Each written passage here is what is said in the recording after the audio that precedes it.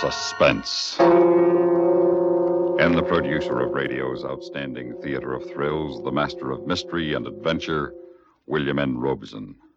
We deplore typecasting. Too many fine actors become known to the public for only one role, or one kind of role. So, whenever possible, we try to do something about it on Suspense. Robert Horton is a weekly must on TV screens when Wagon Train rolls around. But this young man's talents are not limited to the open prairies and the Old West. Suspense listeners will remember his excellent performance last fall, his first on radio, as Tom Dooley. We present him in modern dress and in a Hollywood setting.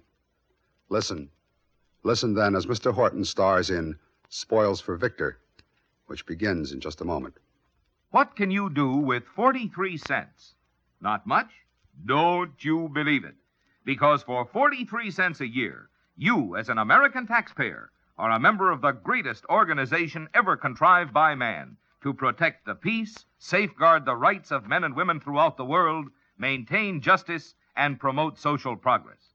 This organization is the United Nations, man's best hope for a better world.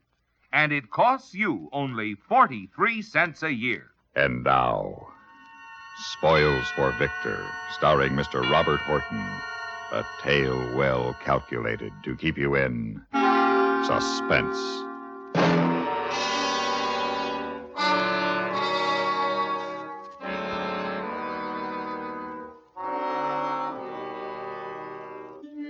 So you're from the DA's office, huh?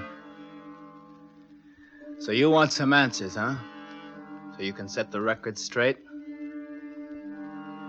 Why not? One guy's dead already, and me next, probably.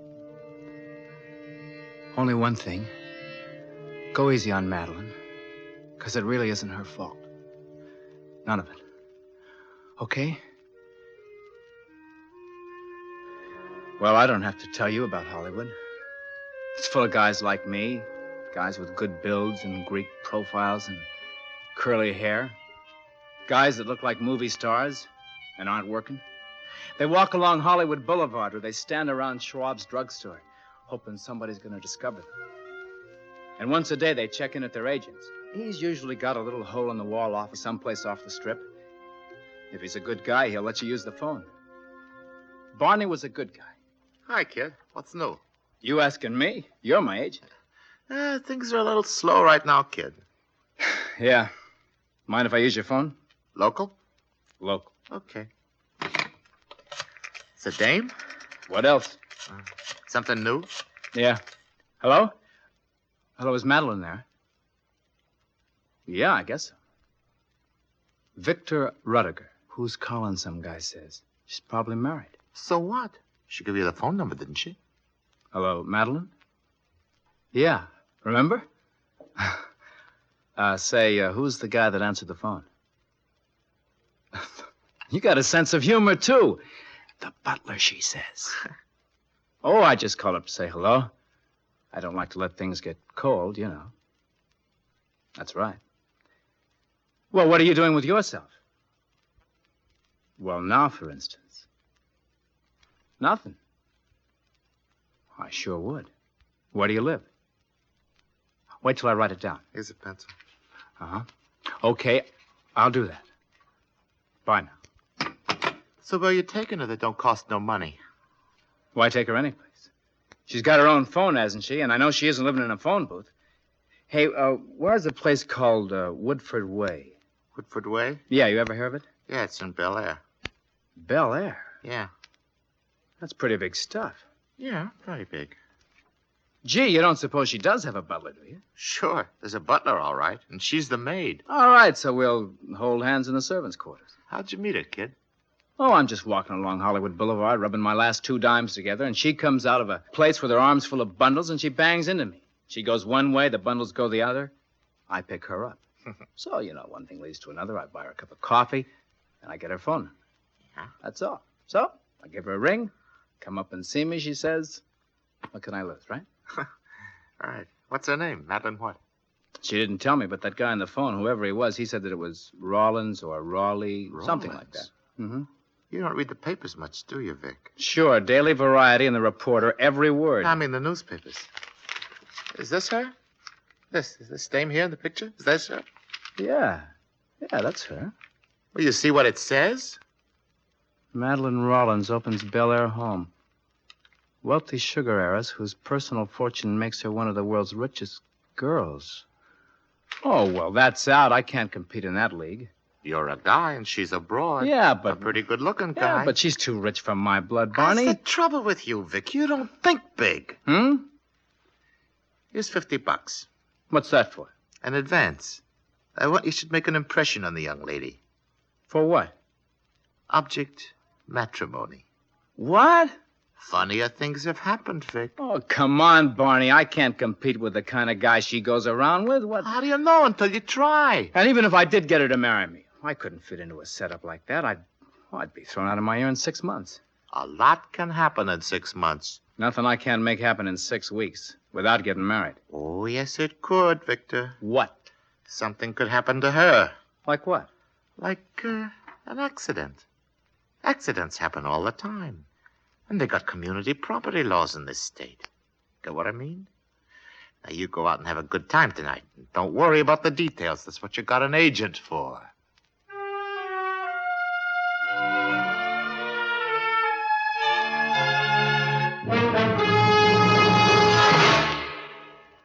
This is Jim Amici. Are you from Idaho? From an old Shoshone Indian word that meant sunup came the name of the state of Idaho. The state that's famous for its potatoes, also through an elaborate irrigation system, produces many other agricultural products such as apples, wheat, corn, and barley. The cheese product of Pocatello are world famous. Idaho is a rich mining area. From its earth come gold, silver, zinc, copper, and tungsten. Many of its mineral resources are still underdeveloped. Lumbering is an important industry in Idaho because forests cover almost 1/3 of the land. The central part of the gem state can be reached only by pack horse. Each year, many visitors are drawn to Idaho by the fine hunting and fishing. Skiers could scarcely find a better area than the renowned Sun Valley. Idaho, the 43rd state to enter the Union, has contributed much to the heritage of America. In the years ahead, Idaho will add much to America's future. And now, starring Mr. Robert Horton, Act 2 of Spoils for Victor.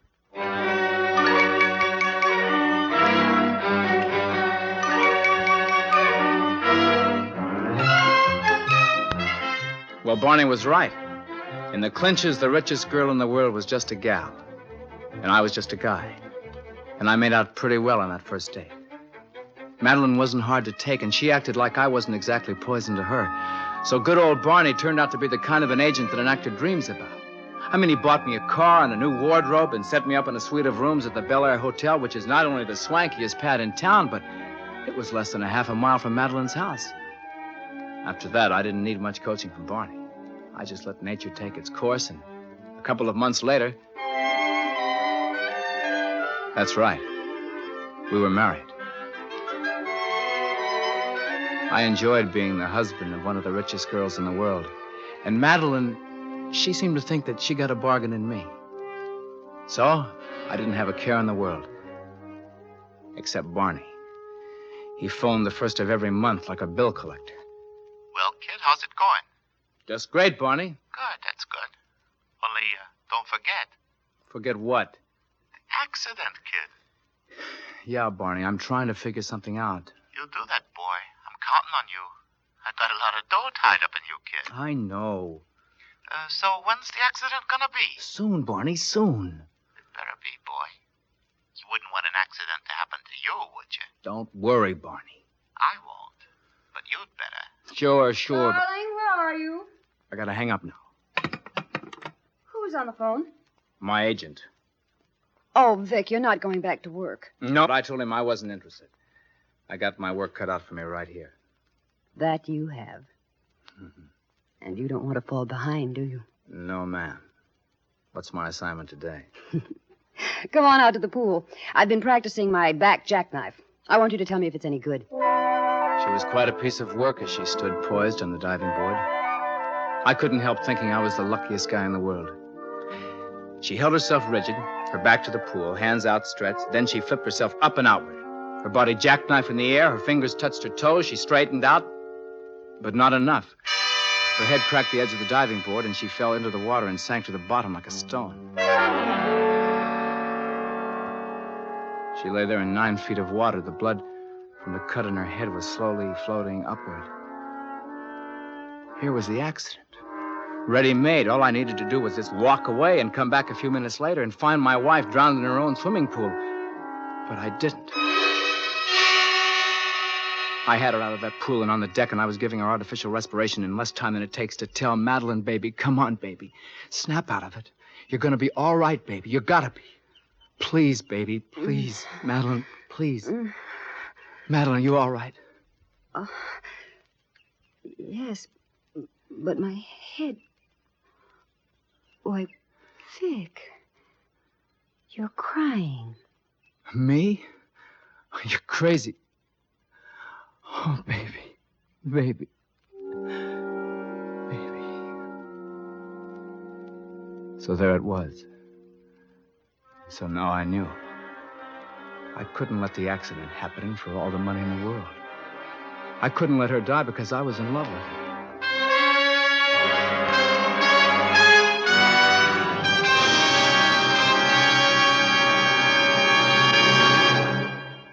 Many heroes were born in the Korean War.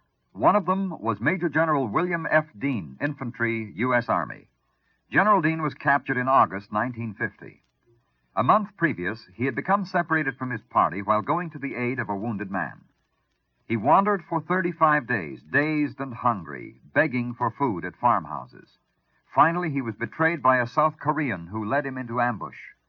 As a prisoner of war, he was subjected to relentless interrogation. 32 hours, 44 hours, 68 hours at a stretch. Repeatedly, he refused to talk, and finally was ordered to put his refusal in writing. Perhaps, without really knowing, General Dean was helping to write Article 5 of the U.S. Fighting Man's Code of Conduct. When questioned, should I become a prisoner of war, I am bound to give only name, rank, service number, and date of birth. I will evade answering further questions to the utmost of my ability. I will make no oral or written statements disloyal to my country and its allies or harmful to their cause. And now, starring Mr. Robert Horton, Act 3 of Spoils for Victor.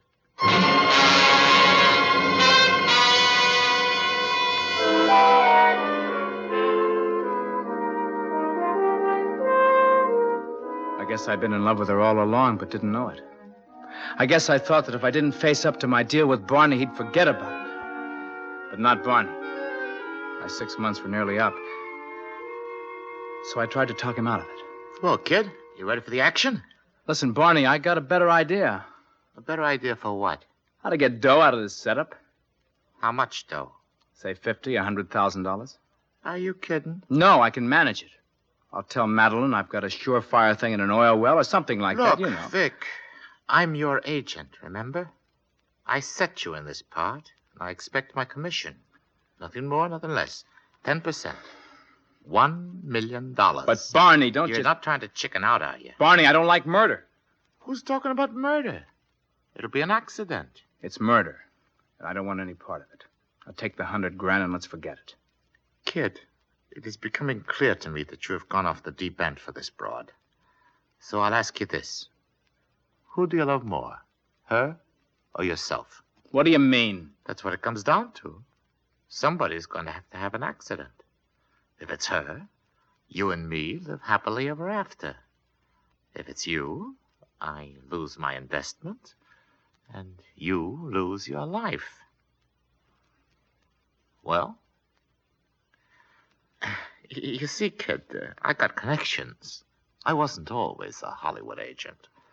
I used to have a lot of interests back east, which I bring up in case you're thinking of packing a bag. Well, what about it? All right. That's better. You got it figured out? The accident? Sure. A burglary. I break into the house. You and your wife hear the noise. You come downstairs and find me at the wall safe. You got one, haven't you? Yeah, in the library. Yeah, so you catch me and you shoot. Only you hit her. I? Why not you? No. If it's an outside job, they'll keep looking for the guy. And they might find him. But if you do it, it's an accident. Open and shut. No more trouble. You see, kid, I think of everything. Yeah. You want to set a time? The sooner the better, Friday night. Friday night it is. Oh, and, Vic, Yeah? when you shoot, don't miss.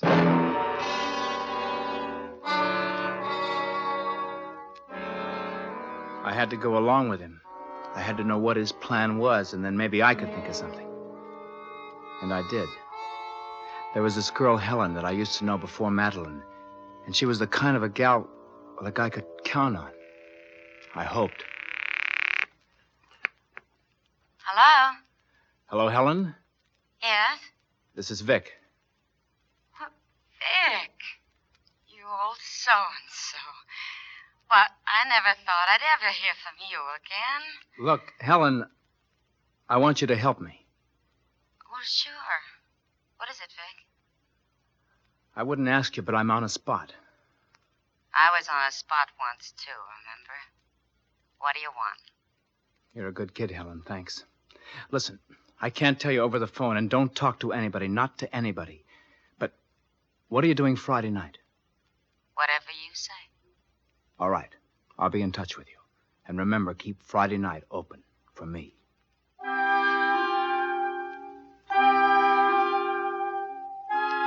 The next thing was to get Madeline safely out of town. On Friday morning, we drove up to her place at Lake Arrowhead. After we unpacked and changed, I moped around a couple of hours, stalling, until I knew I couldn't stall any longer. She was down on the dock sunbathing, and I went up to the house to get her a drink. When I came back, I acted like I never acted before.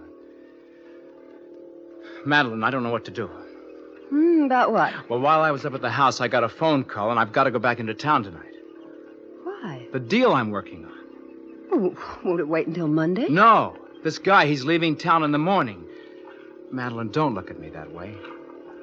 Vic, I don't believe you. You've got to, please. All right. But remember this, Vic. I love you.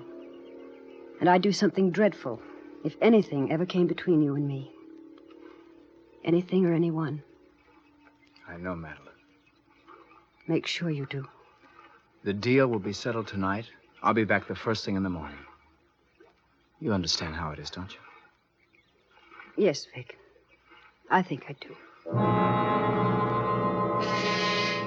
I drove down to L.A. feeling like the world's worst heel. I called Helen, told her how to get to the house, where to leave her car, how to get in without anyone seeing her. That was just in case Barney was already watching the place. It was about 8 o'clock when I let her in.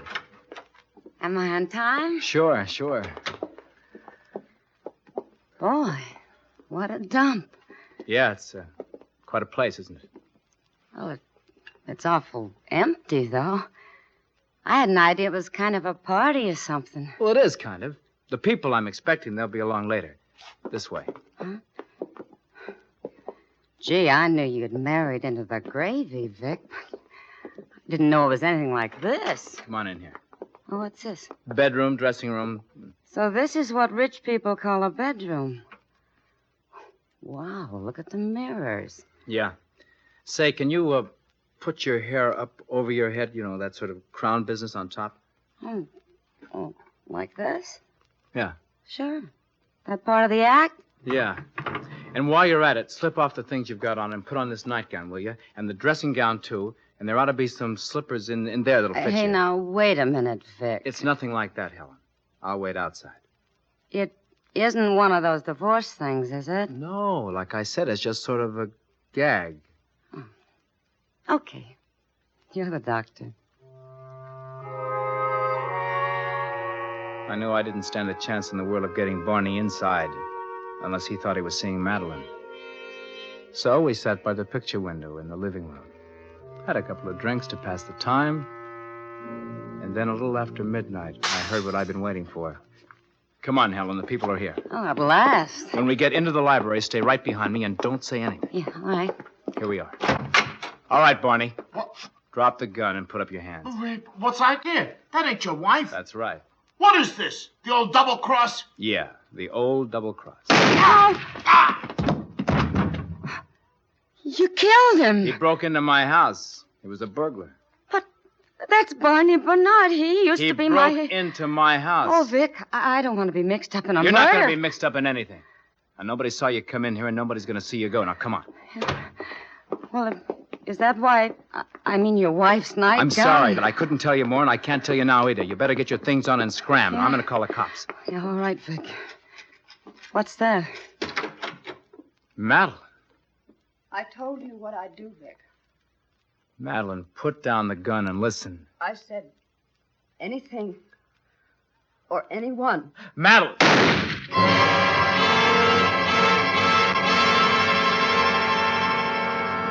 So there you are. Those are the facts. Put them in the record down at the DA's office. None of it would have happened if I hadn't listened to Barney. It was his idea. Well, Barney's dead and I'm dying. Please go easy on Madeline.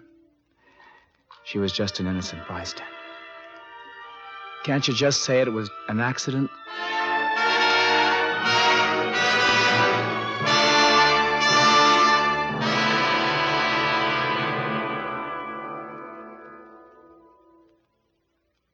Suspense, in which Robert Horton starred in William N. Robeson's production of Spoils for Victor, written by Joseph Hudock.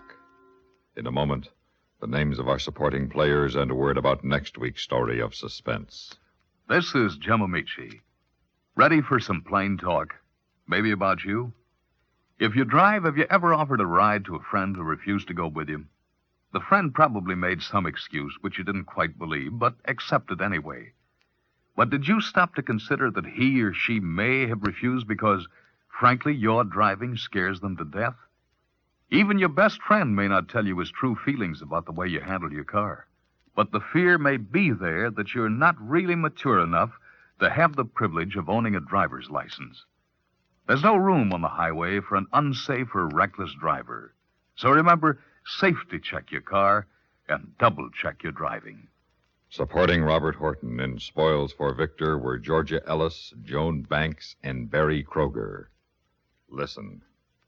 Listen again next week when we return with another tale well calculated to keep you in suspense.